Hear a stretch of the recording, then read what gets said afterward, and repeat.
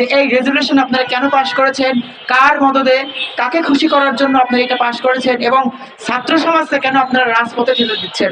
আমরা ছাত্র সমাজ রাজপথে থাকতে চাই না, আমরা চাই পড়ার টেবিলে ফিরে যেতে। কিন্তু 3 তারিখ সরকার একটা ঘোষণা দিল, পরিপত্র জারি করলো, তারা হচ্ছে এই শিক্ষক নিয়োগ নাকি এনটিআরসি আর করাবে না, এনটিআরসি শুধু একটা সার্টিফিকেট দিবে, শিক্ষক নিয়োগ করবে কমিটি। কি হাস্যকর একটা কথা।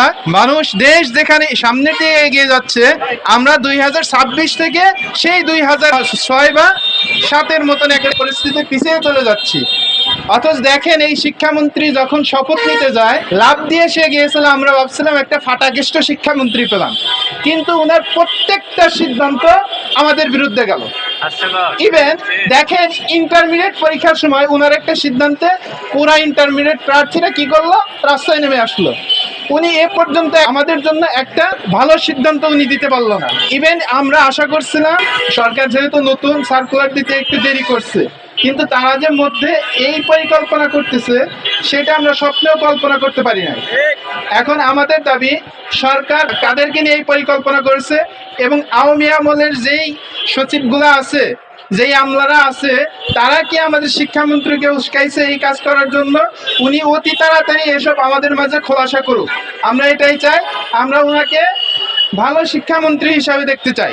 আমরা চাই না ওনার কোনো সিদ্ধান্ত আমাদের বিরুদ্ধে যায়, এবং আমরা এটাও চাই না আমরা ওনাকে পদত্যাগের দাবিতে আমরা মাঠে নামি। উনি ছাত্র এবং চাকরি প্রার্থী বান্ধব, শিক্ষার্থী বান্ধব সিদ্ধান্ত নিক, এটাই আমাদের কামনা। যে এই রেজুলেশন আপনারা কেন পাশ করেছেন, কার মদদে, কাকে খুশি করার জন্য আপনারা এটা পাশ করেছেন এবং ছাত্র সমাজকে কেন আপনারা রাজপথে ঠেলে দিচ্ছেন।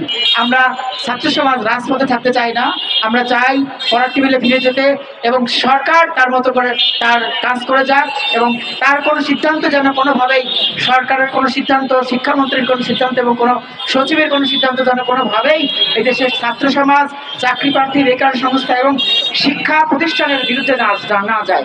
আর যদি কোনোভাবেই এই হীন সিদ্ধান্ত বাস্তবায়ন করার জন্য সরকার সিদ্ধান্ত গ্রহণ করে থাকে এবং কোনো চূড়ান্ত সিদ্ধান্ত উপনীত হয়, তাহলে অবশ্যই আমরা ছাত্র সমাজ আমাদের শেষ নিঃশ্বাস পর্যন্ত আমরা এই ছাত্র সমাজকে আমরা রাজপথে থাকবো এবং সরকারের এই শিক্ষা নিয়ে ষড়যন্ত্র, বিশেষ করে শিক্ষামন্ত্রী এবং এই শিক্ষা মন্ত্রণালয়ের যারা বিগত আওয়ামী ফ্যাসিবাদের যারা দোষর রয়েছে এবং সরকারকে যারা বেকায়দায় ফেলার চেষ্টা করছে, তাদেরকে আমরা রাজপথে প্রতিহত করব। সুতরাং আপনারা অনতিবিলম্বে এই সিদ্ধান্ত থেকে সরে আসুন এবং শিক্ষার্থীদেরকে আশ্বস্ত করুন যে না, আপনারা বিগত সময়ের মধ্যেই নিয়োগপ্রাপ্ত হবেন এবং এনটিএসসির মাধ্যমে আমরা চূড়ান্তভাবে নিয়োগপ্রাপ্ত হব। এই আশ্বাস যতক্ষণ আমরা পাচ্ছি ততক্ষণ না পর্যন্ত আমরা আমাদের আন্দোলন চালিয়ে যাব। News desk, অন্যধারা।